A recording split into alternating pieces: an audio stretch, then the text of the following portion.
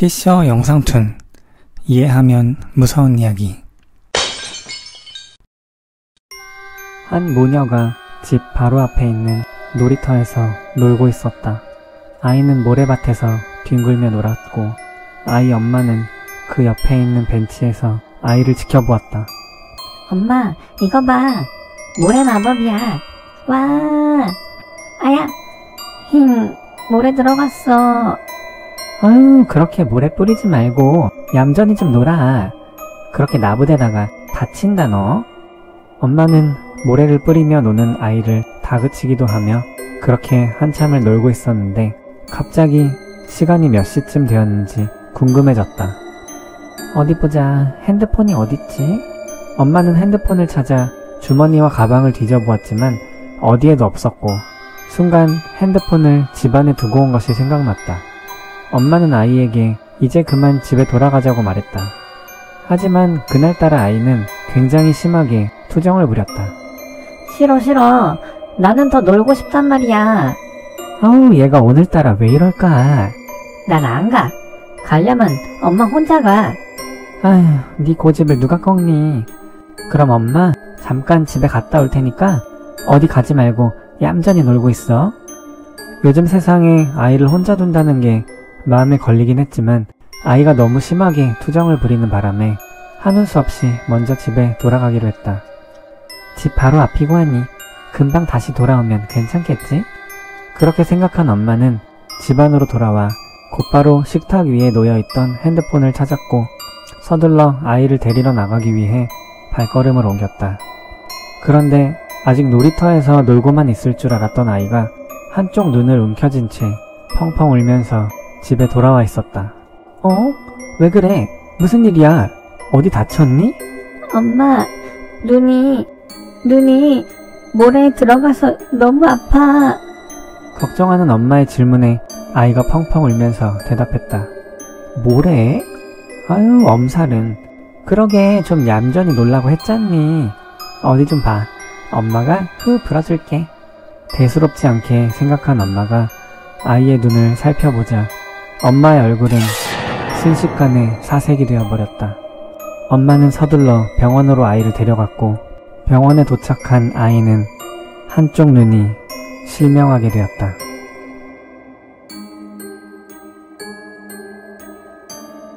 해석. 아이가 울면서 한 말에서 이미 눈치챈 사람도 있을 거라 생각한다. 아이가 한 말을 다시 잘 생각해보면 눈이 모래에 들어가서 너무 아파. 눈이 모래에 들어가서 너무 아파. 아이가 한 말 그대로 아이의 눈에 모래가 들어간 것이 아닌 아이의 눈이 모래밭에 들어가게 된 것이었다. 엄마가 자리를 비운 사이 어떤 사고로 인해 아이의 눈알이 뽑히게 되었고 극심한 고통과 혼란 때문에 아이는 눈을 찾지 못했고 가까스로 집으로 돌아오게 되었다. 엄마는 처음에 아이의 눈에 모래가 들어간 줄로만 알고 대수롭지 않게 생각했으나 아이의 눈을 정확히 살펴보고 나서야 극심한 상처를 입었다는 걸 알게 되어 서둘러 병원에 데려갔지만 안타깝게도 아이는 한쪽 눈이 실명되고 말았다. 저녁에 샤워를 하려고 했는데 친구에게서 이상한 메시지가 도착했다. 만약 샤워를 할 때 머리를 감으면 자연스레 눈을 감게 되잖아? 그럴 때는 말이야, 우연히 무궁화 꽃이 피었습니다가 생각나도 무궁화 꽃이 피었습니다를 입 밖으로 말하면 절대로 안 돼. 생각을 해서도 절대로 안 되고, 왜냐면 욕실에 물이 많잖아. 물이 많은 곳에는 거의 음기로 가득 차 있어서 귀신들이 많이 모이게 되거든? 내가 지금 하는 말이 안 믿기고 거짓말 같겠지만 생각해봐. 머리 감는 모습이 술래가 눈 가린 모습이랑 비슷하잖아? 무슨 말인지 알지? 귀신들이 무궁화 꽃이 피었습니다를 하는 줄 알고 등 뒤로 몰려들게 되는 거야. 뻥안 치고 내가 궁금해서 머리 감을 때 무궁화 꽃이 피었습니다 라고 말해봤거든? 어땠는 줄 알아? 이런 말하면 놀라겠지만 피투성이의 파란 얼굴을 한 여자 귀신이 나왔어. 밤늦게 샤워할 때에는 정말 조심해. 사실 이 문자도 내가 아니라 그 파란 여자 귀신이 보내고 있는 거야. 요리조리 누나를 돌리면서. 여튼 머리 감을 때 무궁화 꽃이 피었습니다는 절대 생각하지 않게 조심해. 파란 귀신? 뭐야 이 자식 무섭게. 무슨 소리 하는 거야? 나는 그렇게 두려움에 떨며 한동안 메일을 들여다본 후 메일의 모든 의미를 알게 되었고 내가 느꼈던 공포는 이내 친구를 향한 분노로 바뀌었다. 해석. 샤워를 하기 전 친구에게서 이상한 문자를 받은 주인공. 문자를 읽고 난 후 주인공의 얼굴은 공포에서 분노로 바뀌었습니다. 어째서 분노로 바뀌었는지 메시지를 직접 확인하시면 알게 될 겁니다. 참고로 힌트를 드리자면 메시지의 앞 글자만 세로로 읽어보시면 바로 알게 될 겁니다. 빨강이와 보랑이는 카페에 앉아서 이야기를 나누고 있었습니다. 빨강이 너 요새 카드빚 갚느라 힘들댔지? 그래 맞아. 죽겠다. 나 돈 좀 빌려줄 수 없냐? 돈? 뭐야. 돈은 못 빌려주지만 좀 재밌는 대회를 소개해줄 순 있지. 데스게임이란 건데 정해진 시간이 다 끝날 때까지 사이코패스 살인마에게서 도망쳐서 살아남으면 상금을 받는 게임이야. 뭐 잡히면 죽을 수도 있긴 하지만 상금이 한 명당 무려 최대 1000만원이거든. 보랑이의 뜬금없는 말에 빨강이는 손사래를 쳤습니다. 데스게임? 사이코패스? 그럼 잡히면 진짜 죽는단 거잖아. 에이 그게 뭐야. 1000만원 때문에 목숨을 버릴 순 없지. 겁에 질린 빨강이를 보며 보랑이는 아무렇지 않은 듯 웃으며 말했습니다. 생각보다 그렇게 무서운 거 아니야. 나도 저번에 참가했었는걸? 그때 생각만 하면 아찔하긴 하지만 그래도 지금 이렇게 살아있잖냐. 진짜 죽은 사람도 있었던 거 아니야? 있긴 했는데 총 10명이 참가해서 죽은 사람은 단 2명 뿐이었어. 죽을 확률보다 살아남을 확률이 압도적으로 높다는 거지. 맵 자체가 엄청 넓기도 했고 또 벤트라고 숨어서 이동할 수 있는 선풍구도 있는데 거기 계속 숨어 있으면 절대 안 걸려. 그리고 주어진 시간 동안 살아남는 거 외에 몇 가지 미션이 있긴 한데 엄청 간단해서 금방 끝났어. 그래? 사실 나 카드빚이 1000만원 정도 있긴 한데 그 대회 나가면 한 방에 해결되긴 하겠다.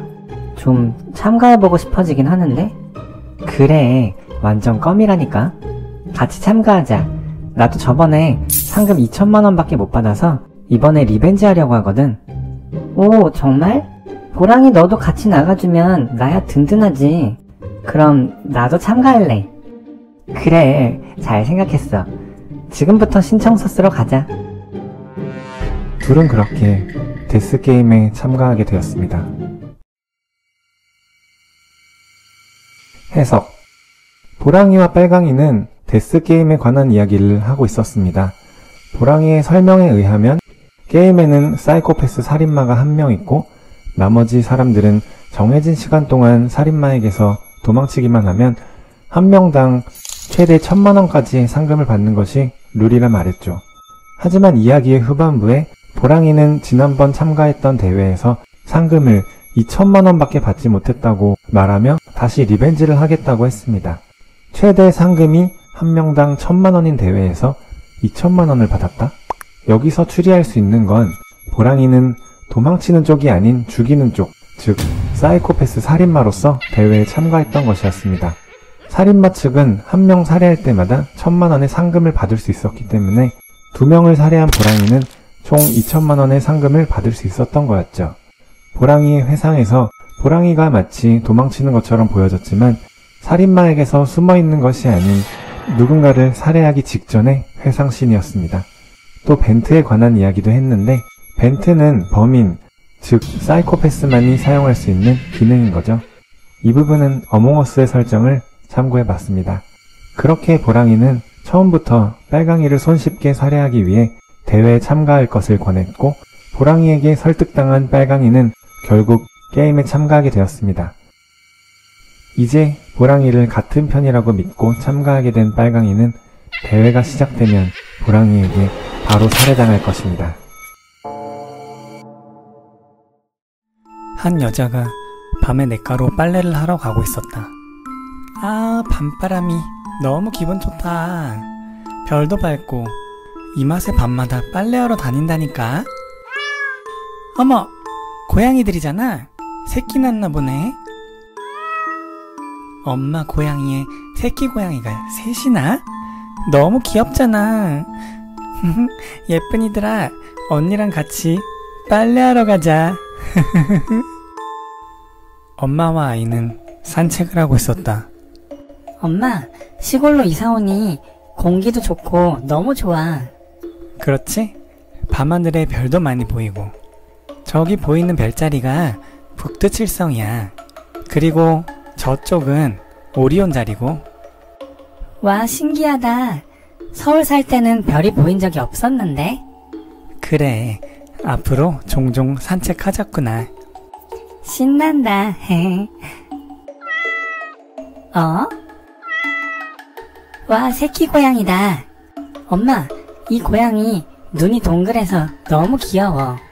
그래, 참 특이한 표정을 하고 있구나. 꼬리도 통통하니. 어머, 요 녀석 애교 부리나 보네. 귀여워라. 엄마, 그런데 우리 집은 왜 동물 안 키워? 네 아빠가 동물털 알레르기가 있어서 우리 집은 동물을 키운 적이 없잖니. 고양이 키우고 싶은데. 야옹아, 미안해. 우리 집으로 데려가고 싶은데 아빠가 아프셔서 안 된대. 근데 너 진짜 귀엽다. 이리 와, 쓰다듬어 줄게. 아, 내 인형. 엄마, 고양이가 내 인형 물어갔어. 내가 제일 좋아하는 피셔 인형인데. 어머, 고양이가 먹이인 줄 알았나? 저 녀석 아직 저기 있으니 따라가 보자. 엄마와 아이는 인형을 되찾기 위해 고양이를 따라가 보았다. 고양이가 간 곳은 인적이 드문 냇가였다. 이 밤에 누가 냇가에서 빨래를 하네? 와, 진짜다. 시골로 이사 오니 이런 것도 보고 너무 신기하다. 다른 새끼 고양이들도 같이 있네. 아무래도 저 사람이 고양이들 주인인가 보구나. 엄마, 나 저 언니한테 인형 좀 돌려달라고 말하고 올게. 그렇게 말한 아이는 빨래를 하는 여자에게 고양이가 물어간 인형을 돌려달라고 말하기 위해 여자의 근처로 달려갔다. 여자에게 가까이 다가간 아이는 한동안 여자를 바라보았다. 그리곤 인형을 돌려달라고 말하지 않은 채 곧바로 다시 엄마에게 돌아와서 말했다. 엄마, 저 언니가 하고 있는 거 빨래 아니야. 아이의 말을 듣고 엄마는 서둘러 경찰을 부른 후 그 자리에서 아이를 데리고 도망쳤다. 해석. 초반에 여자는 고양이를 보고 난 후 빨래를 하러 간다고 말했다. 그리고 엄마와 아이는 인형을 물고 간 고양이를 따라간 후 빨래를 하고 있는 여자를 목격하였다. 아이는 빨래하는 여자에게 다가간 후 여자가 하고 있는 건 빨래가 아니었다고 말했다. 여자가 두드리고 있던 건 빨래가 아닌 바로 어미고양이였다. 사이코패스 성향이 있었던 여자는 밤마다 빨래를 하러 나가는 척 냇가로 길고양이를 데리고 가 몹쓸 짓을 하고 다녔던 것이었다. 여자가 새끼들을 묶어놓고 어미에게 해를 가하는 동안 새끼 한 마리가 줄을 풀고 달아나 엄마와 아이를 만나게 되었는데 모녀가 만난 고양이의 눈이나 귀 모양이 처음과 달랐다. 고양이는 겁이 나고 도움이 필요할 때 눈이 커지고 귀가 옆으로 내려가는 습성이 있다고 한다. 고양이의 꼬리가 부풀어 오르는 것, 다리 사이로 꼬리를 넣는 행동 또한 두렵고 도움이 필요할 때 고양이가 보내는 SOS 신호였다. 하지만 동물을 키운 적이 없었던 엄마와 아이는 고양이가 보내는 사인을 알 수가 없었고 다급해진 고양이는 아이의 인형을 물고 가 잔혹한 현장까지 엄마와 아이를 안내했다. 현장을 보게 된 엄마와 아이는 여자가 빨래를 하는 줄로만 알고 있었지만 사실은 고양이에게 몹쓸 짓을 하던 현장이었고 엄마의 신고에 새끼 고양이들은 다행히 구출되었지만 안타깝게도 어미 고양이는 이미 늦은 상태였다. 경찰 조사가 끝난 사이코패스 여자는 집으로 돌아와 잠을 청하려 하고 있었다. 안타깝게도 길고양이를 해한 것에 대해 현행법상 처벌을 할 수는 없었다. 아휴, 오늘은 실패했네. 그래도 뭐 새끼들은 놓쳤지만 어미 한 마리는 깨끗하게 해줬으니까 그 쾌감을 잊을 수가 없어. 며칠 있다가 잠잠해지면 또 빨래 하러 가야지. 여자는 곧 편안하게 잠이 들었다. 여자에게 죄책감 따윈 없었다. 오히려 며칠 후면 다시 빨래터에 갈 수 있다는 생각에 설레이는 기분마저 들었다. 한참 달콤한 잠에 빠져 있었을 때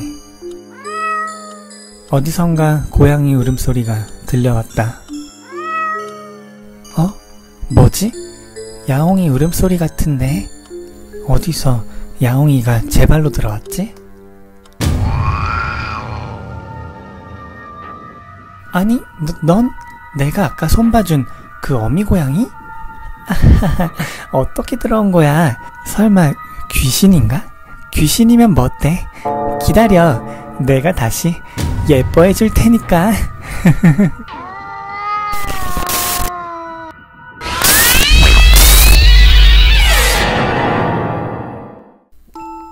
다음날 여자는 집 밖으로 나왔다. 한 손엔 빨래 바구니만 들고 있었다. 빨래 방망이는 없었다. 야옹아, 어딨어? 야옹아. 아우, 얘들이 어디 갔지? 찾았다. 와, 너희들 무사히 잘 살아 있었구나. 자, 가자. 앞으로 많이 예뻐해 줄게. 영원히. 여자는 그렇게 새끼 고양이들을 데리고 집으로 돌아갔다. 해석. 경찰서에서 돌아온 후 사이코패스 여자는 잠을 청하던 도중 자신이 해한 어미 고양이의 귀신을 보게 되었다. 한 맺힌 어미 고양이의 저주였을까? 어미 고양이 영혼과 사이코패스 여자의 영혼은 서로 뒤바뀌게 되었다. 다음날 여자의 몸에 들어간 어미 고양이가 새끼 고양이들을 찾으러 나간 것이었기 때문에 새끼 고양이들을 데리러 가던 여자의 손에는 도구였던 빨래 방망이가 없었다. 어미를 알아본 새끼 고양이들도 여자의 모습을 보고 저항하지 않았고 이제 여자의 몸에 들어간 어미 고양이와 새끼 고양이들은 행복하게 살게 될 것이다.